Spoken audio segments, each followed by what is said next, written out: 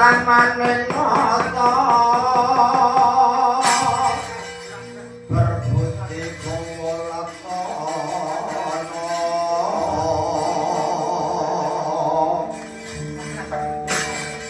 berbudi bawa laksana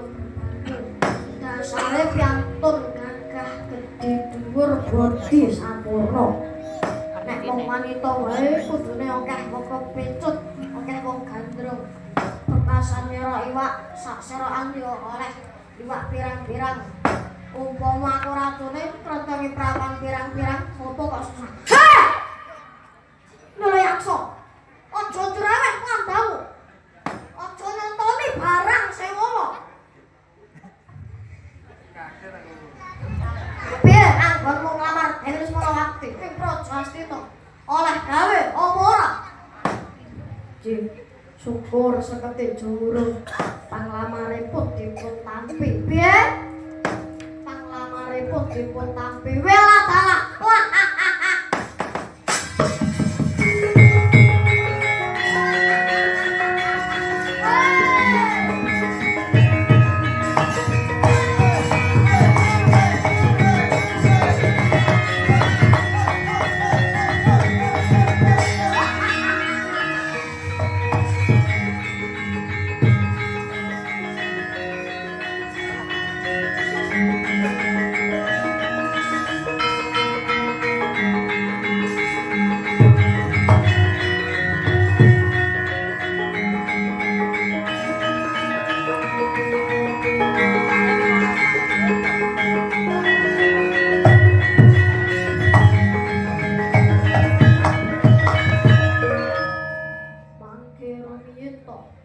Dereng rampung anggen kula matur kula wau.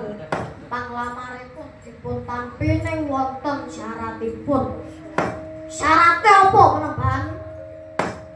Syarate paduka kedah saged nyernakaken Gatotkaca. Piye? Terima kasih.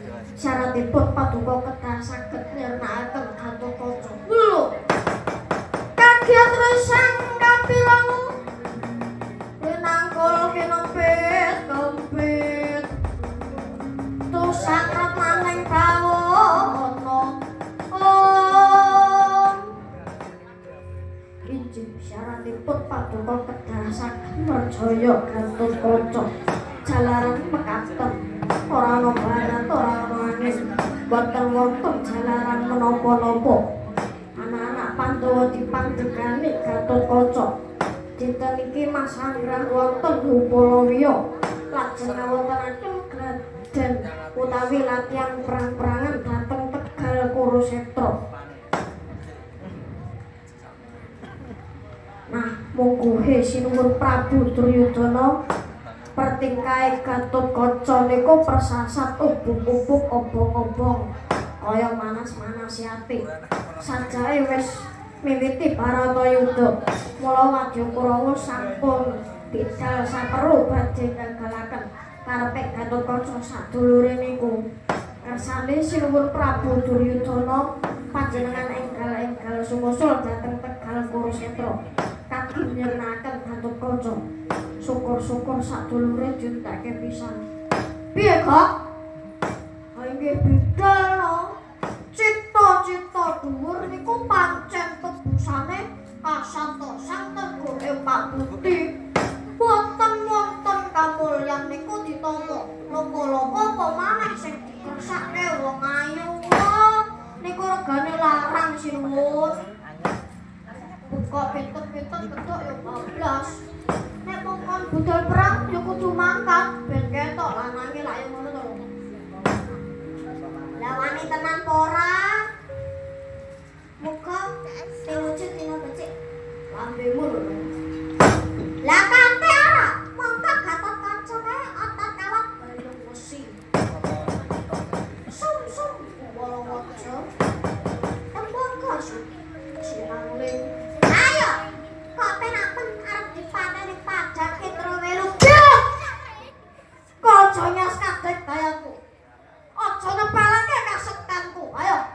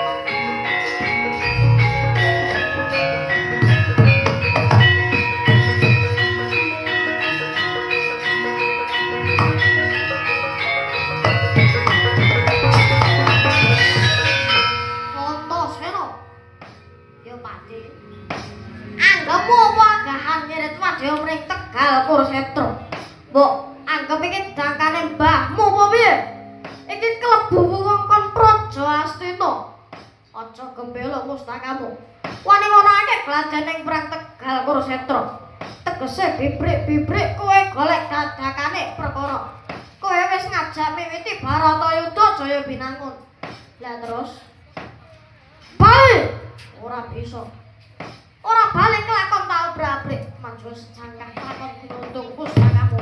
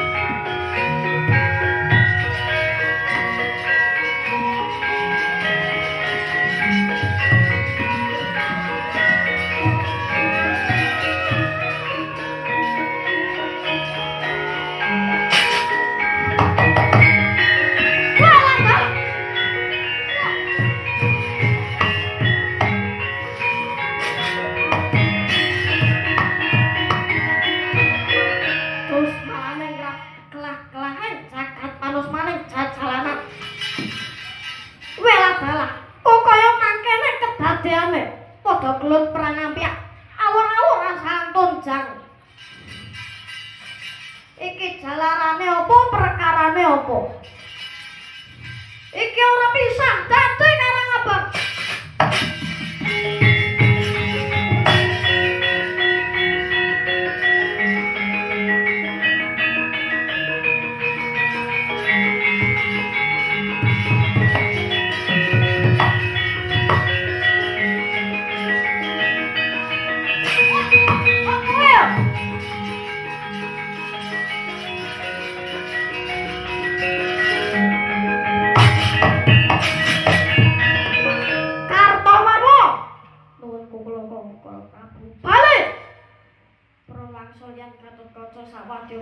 sampun bubar.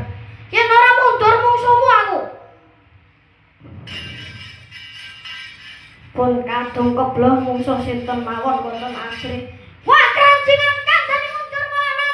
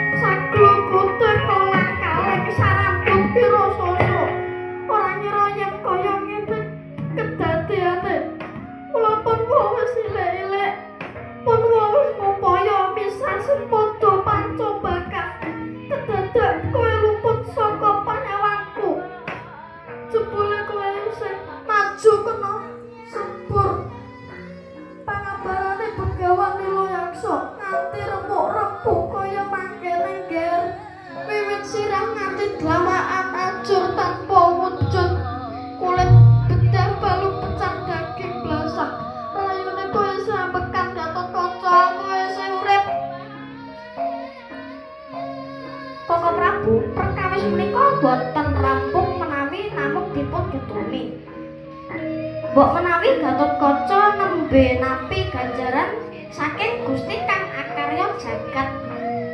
Awit pakartinipun ingkang grusa-grusu wani tumindak tanpa nuwun idi palilah para pinisepuh. Pramila monggo Kakang Prabu Gatotkaca dipun padosaken usada. Ya Yai, ya terus iki piye? Ya digendong no. Ana sing gedhe dhuwur arep endo. Yo. Walah ger Gatotkaca.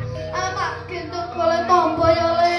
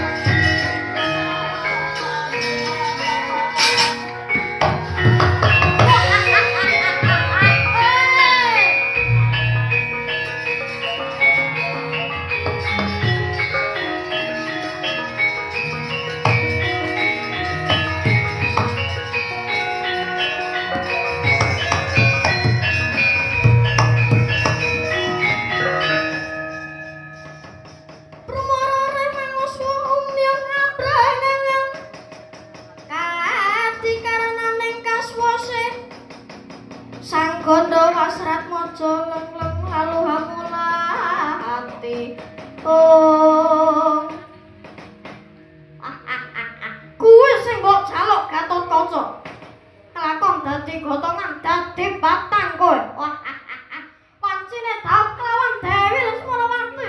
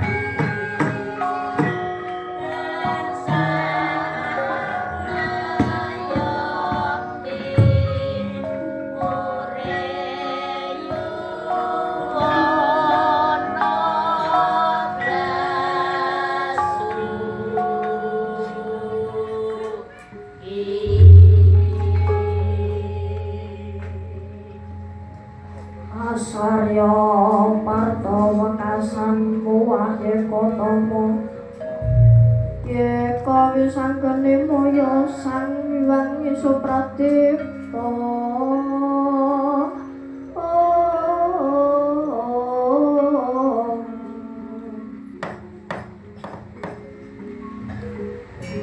Sinuwun jimat sesembahan kula kados kajugukan samudra pingahe manah kula dene Kendali Sada karawuhan Narendra Gusti kula ing Madura lan Gusti kula ing Dwarawati pangabekti kula katur sinuwun.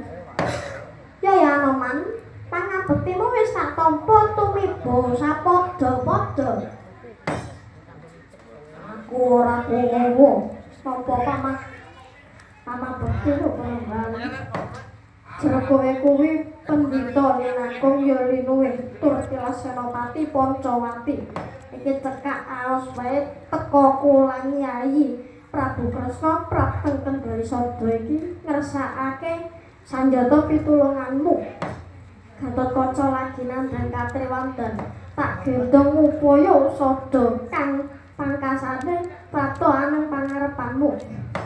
Sinuwun, najan paduka satunggaling Narendra nanging ugi pangawak pandhita kang sinebut Wasi Jalatara.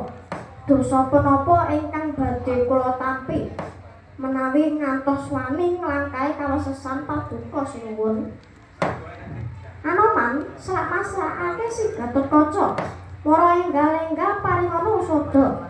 Jero sira iku pandhita Kuseka Seta pralambang titah sawantah ing wening ing Pancadriya. Kula apik bebudenmu resik panggalihmu ya titis pangraitmu. Bener kandhane Yayi Dwarawati. Miturut pamawasku ya mung panjenengan jaga sepisan dumugi daya-daya ndang tambanana pandange si Gatotkaca. Jengestaken dawuh sinuwun. Anoman malumpat sampun praptawit ing Nanggasari. Oh sadakep saluku juga sang juru usada. Anoman sigra semedi maladi ning ing cipta nuwun nugrahaning Gusti Sarana amatek jambu dipunirmala peparinge Begawan Maenaka dayane bisa maringi daya kekuatan wong kang nembe pupus kantaka sumawana angusap sarandune badan Maha Tirta Wimasa ingkang dayane bisa nyambung balung remuk daging pedhot kulit mlonyok. Sanalika gumregah sang Gatotkaca persasat kaya wong tangi turu.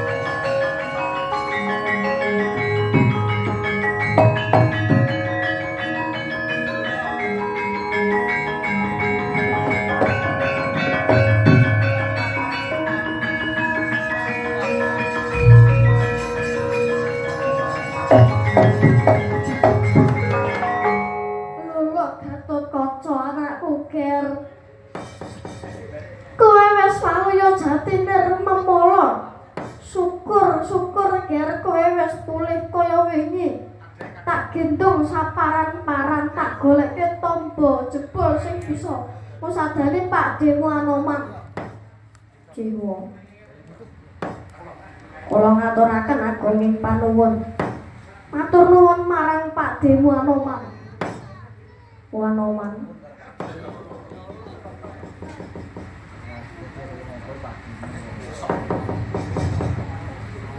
Pinten-pinten kalepatan kula nyuwun agunging pangaksama parandene Wanoman sanget anggenipun tresna dhateng kula pun Gatotkaca katitik sago ambudidaya. Anoman tak aturke tarima kasih dene kowe wis bisa mbalike daya kekuwatane si Gatotkaca ning kula dereng saged mabur sinuwun cobi dipun waspadaaken wisa ingkang nyempyuk angger Gatotkaca menika asalipun boten saking titah sawatah nanging saking gaman kadewatan. Pramila kula boten kuwawa nawaraken jagat Dewa Batara.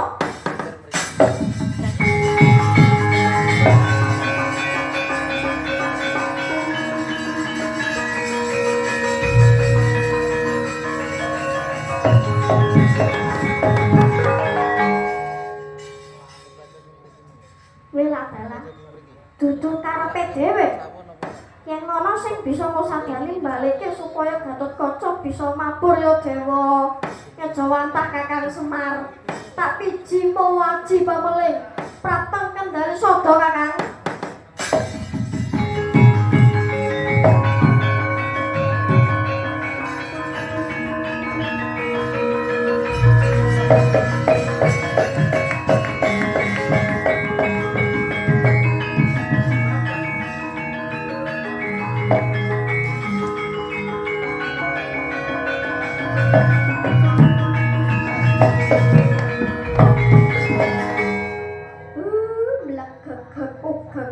Sadurita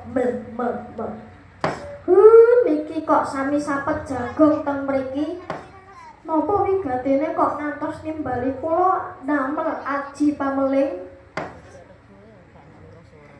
Ya Kakang, tak jaluk pambiyantumu awit momonganmu si Gatotkaca lagi nandhang katriwandan kono aji sembur geni begawan Nilayaksa sarandoning badan monyok daging sempal balung remuk rahayune wis bisa kulit disadani Kakang Anoman ing Gatotkaca dereng saged miber Kakang. Nggih sareh monggo sami megen napas kula sawange upas apa sing bidung badane Ndara Gatotkaca.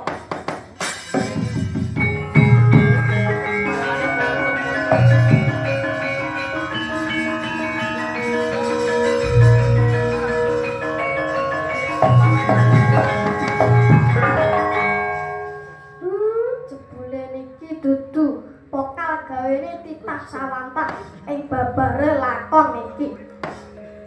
Mangke badhe kawiyak sinten sing damel Ndara Gatotkaca ngantos lumpuh saniki kula jambangi monggo Gatotkaca mamiber kula boten saged mabur wa Semar. Saged kula dereng saged. Saged dipun cobi.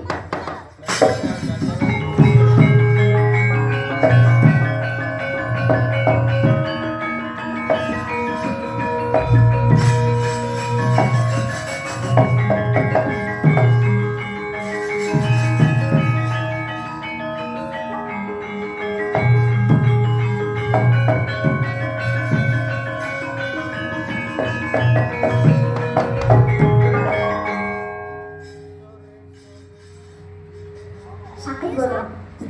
Saged. Ya bener to jariku. Gatotkaca kaselak akeh kang nandhang tatuaran kranjang saka kridane Prabu Dewa Pawaka. Waragake pamakna sanamuke. Ngestoaken dawuh Pak Prabu. Monggo Ndara. Kula ndombane saking wingking. Anoman, ayo kowe salah kuku. Monggo Kyai.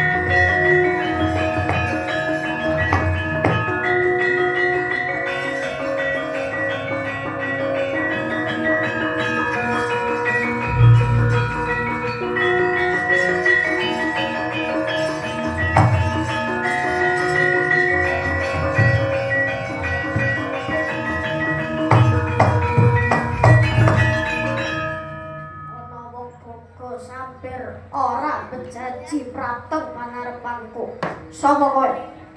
Kowe duwe karep apa ndadawani mapak kridaku? Apa wis jeleh uripmu? Bosen nyawang padawi jagat. Ayo sumingkira. Mumpung urung tak untapke nyawame nyawamu. Lah kowe kuwi macakmu pandita. Kok kelakuanmu bengis? Ayo. Jujur pandita ki mestine mungkur saka gebyare kadonyan. Citane mung sumarah marang tatanan sing rahayu. Ora gawe gelo, ora gawe srik lan ora nyigrani marang sapada-pada. Awan bengi gegantenane Mung tetulung wicarane ngadegke ati tindak aris ulat manis. Ora usah dadamet jangi ya nuturi aku. Ayo minggat saka pangarepanku. Sida tak taman aji sempur geni dadi batang kowe. Ayo. Gek ndak tamakno aji-ajimu. Pendhita gadungan. Kowe macak ganti klambi sedina ping 7. Aku ora bakal pangling. Aku kok kowe ora ndang badar bali wujudmu sing asli. Wah.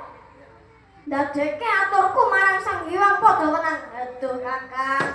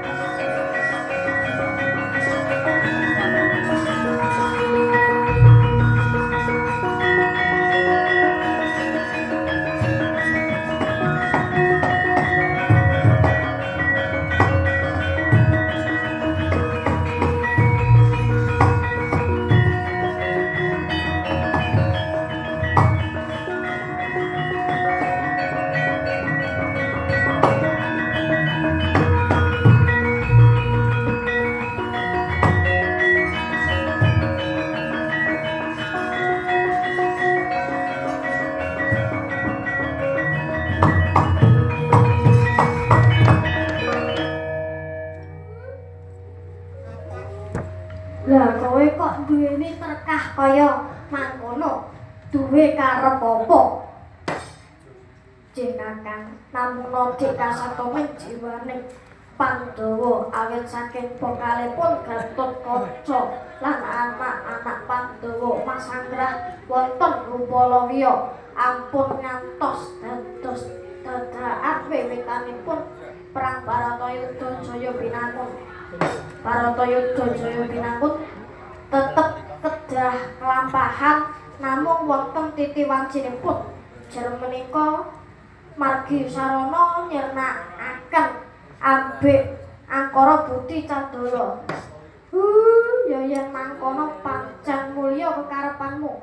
Kowe gelem ilik-ilik Pandhawa.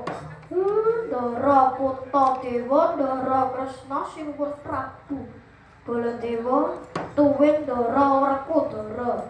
Monggo dipun titip trekahe Ndara Gatotkaca. Kala wau mugia saged sinungking ing dalancang. Ditulis teng Dluwak. Kinarya pepanget bilih takdir menika sampun kinaris. Pring Gusti kang akarya jagat manungsa ora kena gege moksa. Samubarang sing pun titi wancinipun tertamtu badhe kalampahan.